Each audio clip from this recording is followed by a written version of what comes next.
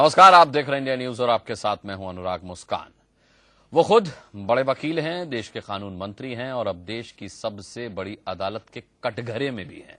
हम बात कर रहे हैं कानून मंत्री अश्विनी कुमार की, जिनके सफेद झूठ की कलाई सीबीआई ने सुप्रीम कोर्ट के सामने खोल दी है।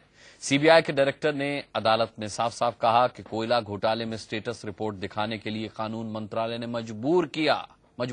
जी हां, सुप्रीम कोर्ट की मनाही के बावजूद कोयला मंत्रालय और प्रधानमंत्री दफ्तर के अफसरों ने रिपोर्ट का मुआयना किया और रिपोर्ट में कानून मंत्री के कहने पर बदलाव भी किए गए। सीबीआई का यह हलफनामा अब सरकार और उसके वकीलों के हलक में अटक गया है, क्योंकि अभी तक सरकार यही दावा कर रही थी कि कोयला घोटाले की स्टेटस रिपोर्ट में कोई बदलाव नहीं कराया गया है, बल्कि ग्रामर चेक की गई है। सुप्रीम कोर्ट में सरकार के वकील दावे कर रहे थे कि स्टेटस रिपोर्ट किसी ने नहीं देखी। अब ये बीच बहस का मुद्दा है कि सरकार ने सुप्रीम कोर्ट से भी झूठ बोला तो क्यों बोला। अब किस आधार पर कुर्सी पर बने हुए हैं कानून मंत्री अश्विनी कुमार।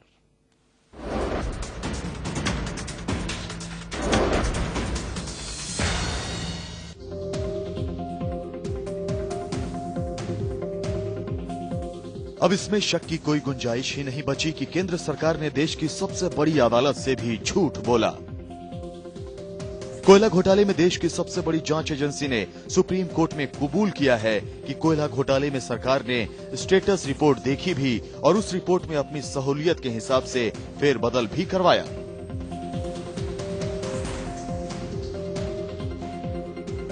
सुप्रीम कोर्ट में हलफनामा देकर सीबीआई के डायरेक्टर रंजीत सिन्हा ने सरकार के हर झूठ की कलई खोल दी। अब तक सरकार सफाई दे रही थी कि कानून मंत्रालय ने स्टेटस रिपोर्ट में सिर्फ भाषा और व्याकरण की जांच की थी, तथ्यों में कोई बदलाव नहीं कराया। जबकि सीबीआई डायरेक्टर का कहना है कि सरकार ने 3 बार रिपोर्ट देखी और उसमें बदलाव भी कराए। कानून मंत्री का दावा था कि उन्होंने स्टेटस रिपोर्ट देखने के लिए सीबीआई को खुद तलब नहीं किया था, सीबीआई ही कानून मंत्रालय से सलाह लेने आई थी। सीबीआई का कहना है कि कानून मंत्रालय के पास वो अपनी मर्जी से नहीं गई थी, उस रिपोर्ट के साथ पेश होने का हुक्म दिया गया था। अटॉर्नी जनरल ने सुप्रीम कोर्ट में दावा किया था कि उन्होंने स्टेटस रिपोर्ट नहीं देखी है। सीबीआई ने अपने हलफनामे में अटॉर्नी जनरल के दावे को भी झूठा बता दिया। सीबीआई के मुताबिक अटॉर्नी जनरल ने स्टेटस रिपोर्ट देखी और उसमें बदलाव भी कराया। सुप्रीम कोर्ट में सीबीआई के वकील रहे एडिशनल सॉलिसिटर जनरल हरेन रावल ने भी अदालत में बताया था कि उन्होंने भी स्टेटस रिपोर्ट नहीं देखी। सीबीआई का कहना है कि अदालत में पेश होने से पहले एडिशनल सॉलिसिटर जनरल ने रिपोर्ट देखी थी। इस मामले में पहले से ही कानून मंत्री अश्विनी कुमार के इस्तीफे की मांग कर रहे विपक्षी दलों को सीबीआई के हलफनामे की शक्ल में नया हथियार मिल गया है। उच्चतम न्यायालय के सामने सीबीआई द्वारा जो हलफनामा आज दाखिल हुआ है, उससे ये बात अब एकदम बिल्कुल साफ होगी कि सरकार किस तरह से दबाव डालकर सीबीआई की जांच को प्रभावित कर रही थी और उसमें कैसे बदलाव किए गए हैं। अब मुझे लगता है थोड़ी भी लोक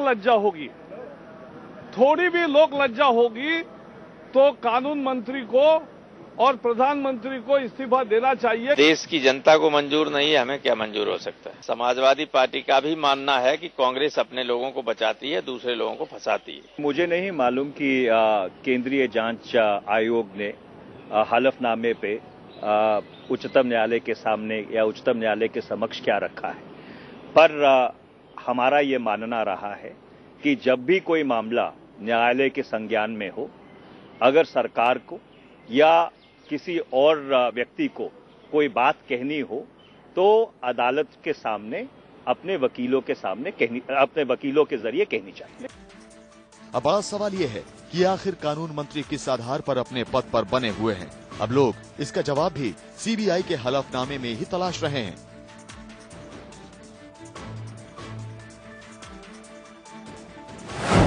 सीबीआई ने अपने हलफनामे में कबूल किया है कि कानून मंत्री ने स्टेटस रिपोर्ट के उस हिस्से में बदलाव कराए जिसमें 2006 से 2009 के बीच कोल ब्लॉक आवंटन का जिक्र था। उस दौरान कोयला मंत्रालय का कामकाज प्रधानमंत्री मनमोहन सिंह के पास ही था।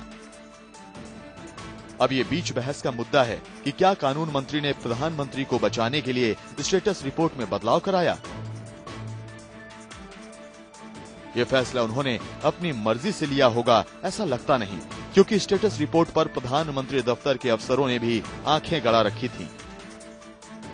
अब ये बात समझ में नहीं आ रही कि सरकार अश्विनी कुमार को बचा रही है या फिर कानून मंत्री की आड़ में पीएमओ को कोयले की कालिख से बचाने की कोशिश की जा रही है। आंचल आनंद और मिथिलेश के साथ आशीष सिन्हा, दिल्ली, इंडिया न्यूज। इतना सब कुछ साफ हो जाने के बाद भी अपने पद पर कानून मंत्री अब तक क्यों बने हुए हैं, ये एक बड़ा सवाल है। इसका जवाब हम तलाशेंगे। हमारे साथ बहस का हिस्सा होंगे बीजेपी से सतपाल जैन।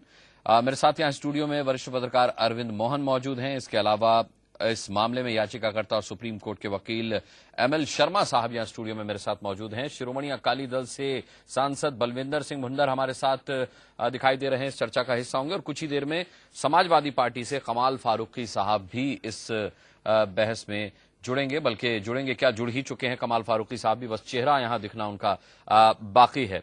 ये दिख गए कमाल फारूकी साहब। तो सबसे पहले आप ही से शुरू कर देते हैं। देखिए, इस पूरी लिस्ट में जो मेरे पास है, आप लोग सब हैं लेकिन कांग्रेस से कोई नहीं है। ऐसा नहीं है कि हम लोगों ने कोशिश नहीं की थी, लगातार हम लोग इस कोशिश में थे कि कांग्रेस से कोई आए और इस चर्चा का हिस्सा बने। कई सवाल ऐसे हैं जो उनकी तरफ उठ रहे हैं, उसका जवाब दे, लेकिन कोई आया नहीं। क्या इससे यह अंदाजा लगा लिया जाए कि अब इस मामले में कांग्रेस के पास सफाई देने के लिए कुछ बचा नहीं है? नहीं, देखिए, कांग्रेस ने मेरे ख्याल से यही बेहतर समझा कि ना आया जाए। उसकी वजह पार्लियामेंट तो 2 दिन बाद खत्म हो जाएगी, तो कम से कम 2 दिन के बाद जो है फिर उनको मौका मिल जाएगा अपने आप को डिफेंड करने का या जो कुछ भी करने का। तो अभी उनके पास कोई ऐसी चीज है नहीं कि वो फेस कर पाए नेशन को। उन दोनों इश्यूज के ऊपर इत्तेफाक की बात ये, 2 उनके बहुत ही इंपॉर्टेंट मिनिस्टर्स जो हैं वो किसी न किसी तरह से इन्वॉल्व हो गए और उन दोनों का जवाब देने के लिए, हालांकि आज उन्होंने अपने प्रवक्ता वगैरह सारे चेंज किए हैं, तो मैं एक्सपेक्ट कर रहा था कि कोई ना कोई उसमें जरूर होगा। लेकिन मैं समझता हूं कि शायद इस वक्त उन्होंने इसी में अपनी आफियत समझी कि जान बचाई जाए। आप लोग बहुत ही अनईजी क्वेश्चन पूछेंगे, अब वो उसका उनके पास जवाब होगा नहीं, तो बेहतर यह है कि अभी खामोशी रहा जाए, दूर रहा जाए। नहीं साहब, हम क्या अनईजी क्वेश्चंस पूछेंगे? अनईजी क्वेश्चंस तो स्वाभाविक रूप से उठ रहे हैं और वही सवाल उनके सामने भी रखे जाते हैं। सतपाल जैन जी, मैं अगला सवाल आपसे ये करना चाहूंगा कि ठीक है कि आप इस्तीफे की मांग कर रहे हैं, पवन बंसल साहब के लिए आप करें नैतिकता के आधार पर इस्तीफा दें, कानून मंत्री के बारे में तो खैर आज सीबीआई के हलफनामे में साफ हो ही गया, लेकिन सुषमा स्वराज जी ने कह दिया कि अब संसद के अंदर कोई भी बिल पास नहीं होने देंगे। तो यहां 2 सवाल उठते हैं। पहला ये कि कांग्रेस ने साफ कह दिया कि अभी दोनों मंत्रियों में से किसी का इस्तीफा होने वाला नहीं है, एक की जांच चल रही है इसलिए इस्तीफा नहीं होगा, और दूसरे का इस्तीफा भी अभी नहीं होगा, मामला जांच का है और मामला कोर्ट में है। सवाल ये उठता है कि ऐसे में तो नुकसान देश का भी हो जाएगा फिर कोई बिल पास नहीं होगा तो। देखिए, दोनों मंत्रियों का केस बिल्कुल साफ है। अश्विनी कुमार जी के बारे में आज जो सीबीआई ने एफिडेविट फाइल किया है, उसके बाद किसी किस्म का कोई शक बाकी नहीं बचता है। और जो केस सुप्रीम कोर्ट में या हाई कोर्ट में चल रहा हो, अगर कोई आदमी एडमिनिस्ट्रेशन ऑफ जस्टिस, न्याय देने की प्रक्रिया में किसी किस्म की दखल अंदाजी करता है, तो ये अपराध के साथ साथ सीधा अदालत की अवमानना का मामला है। और अगर सुप्रीम कोर्ट सुनवाई के दौरान कानून मंत्री को, प्रधानमंत्री कार्यालय को और जो संबंधित पक्ष हैं जिन्होंने गलत जानकारी दी सुप्रीम कोर्ट को, उनको न्यायिक अवमानना का नोटिस भी जारी करे, तो इसमें किसी को हैरानी नहीं होगी। हिंदुस्तान का कानून मंत्री जो स्वयं वकील है, जिस पर अदालत को गुमराह करने का आरोप लगा है, मैं समझता हूं कि ये सरकार की, मैं माफ करना वो शब्द इस्तेमाल करने लगा हूं, बेशर्मी और ढीठता की हद है। पराकाष्ठा है कि वो त्यागपत्र नहीं देगा। जहां तक रेलवे मंत्री का ताल्लुक है, पैसा दिया गया उस व्यक्ति का द्वारा जिसकी उन्होंने पहली तारीख को प्रमोशन की है, पैसा दिया गया उनके भांजे को जो उनके घर के पास रहता है। 90 लाख की अमाउंट दी गई है, आधा काम होने से पहले, आधा काम होने के बाद। Clear cut open and shut case ही है। जब सरकार सारी सीमाएं, वो तो सब क्लियर है सतपाल जी, लेकिन मजबूरी में उसी पे नहीं सतपाल जी, मजबूरी में जिन 2 शब्दों का इस्तेमाल आप कर रहे हैं, उन्हीं 2 शब्दों का इस्तेमाल अब कांग्रेस बीजेपी के लिए करने लगी है, ये कहते हुए कि भाई ये लोग तो सदन ही नहीं चलने देना चाहते हैं, किसी भी मुद्दे पर ये लोग बहस कराना चाहते ही नहीं है, क्योंकि इन्हें पता है कि अगर सदन में बहस होगी तो फिर इनके कार्यकाल में भी जो कुछ हुआ है वो भी सबके सामने आ जाएगा। फिर से चुनाव का मौसम है, ऐसे में आप लोग नहीं चाहते कि आपके कार्यकाल में भ्रष्टाचार उजागर हो। देखिए, हमारे कार्यकाल के या किसी के कार्यकाल के भ्रष्टाचार उजागर करने के लिए बहुत सारे फोरम हैं। पवन बंसल का सारा स्कैंडल बाहर उजागर हुआ है, संसद में तो बहस हुई नहीं। जो अश्विनी कुमार का मामला है वो सारा संसद के बाहर उजागर हुआ है, संसद में उजागर नहीं हुआ। ये कांग्रेस का एक तरीका है सारे मामले से लोगों की ध्यान हटाने का।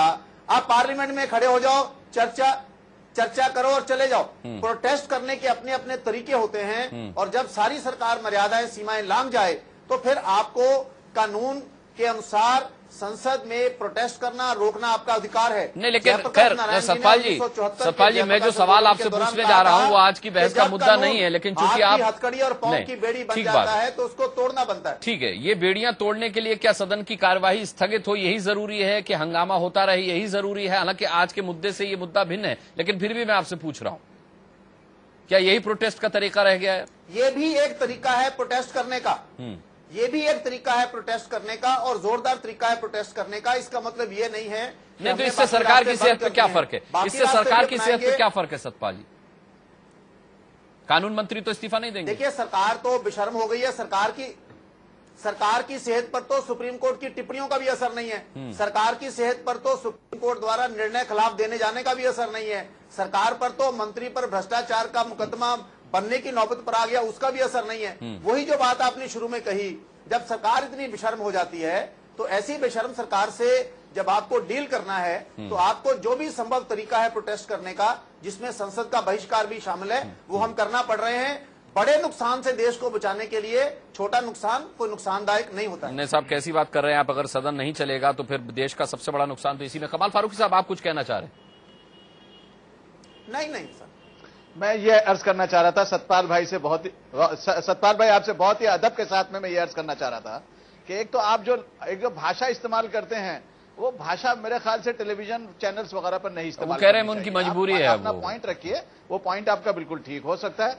नहीं, मजबूरी है तो मसे कि ये तो चैनल पर मत इस्तेमाल कीजिए अनपार्लियामेंट्री लैंग्वेज, हम इसको अच्छा नहीं समझते। नंबर 1। नंबर 2 बात हम ये कहते हैं कि आपने एक बात ये जो कही सारा आपने, मुझे ऐसा लगता है कि जैसे फाइनल ऑर्डर वगैरह भी आपने कर दिए हैं कोर्ट के, लेकिन उससे ज्यादा इंपॉर्टेंट बात यह है कि आपने बड़ा ओपनली ये बात कन्फेस कर ली कि हम पार्लियामेंट किसी हालत में नहीं चलने देंगे। मैं ये समझता हूं कि ये बहुत ही गलत बात है। आप पार्लियामेंट चलने दीजिए, पार्लियामेंट के अंदर कांग्रेस के तमाम इश्यूज को लेकर आइए, लेकिन अगर आप पार्लियामेंट नहीं चलने देंगे तो पूरा देश कैसे चलेगा?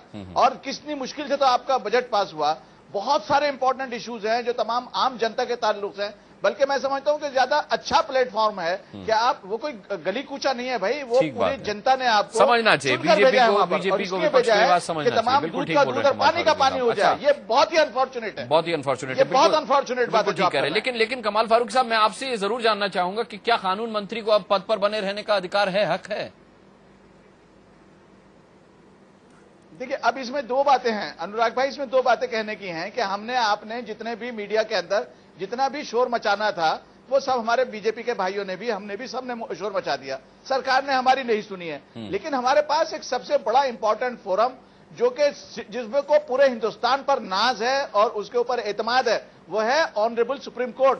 सुप्रीम कोर्ट में ये ऑलरेडी मैटर पेंडिंग है और सुप्रीम कोर्ट डेफिनेटली इसका बोलेगी, व्यू लेगी। तो हम क्यों नहीं इंतजार करते सुप्रीम कोर्ट का? सुप्रीम कोर्ट को वो काम करने दें, पार्लियामेंट चलने दें। इतने बहुत सारे पेंडिंग बिल्स हैं जो गरीबों के लिए, आम जनता के लिए, इलेक्शन करीब आ रहे हैं, तो आप क्या मैसेज देना चाह रहे हैं? और दूसरी खतरनाक चीज जो है वो ये है कि आप ये सब कुछ कहने के बाद जो है ना, ये पूरी जनता में पार्लियामेंट्री सिस्टम के ताल्लुक से पूरी उसकी क्रेडिबिलिटी खत्म कर रहे हैं।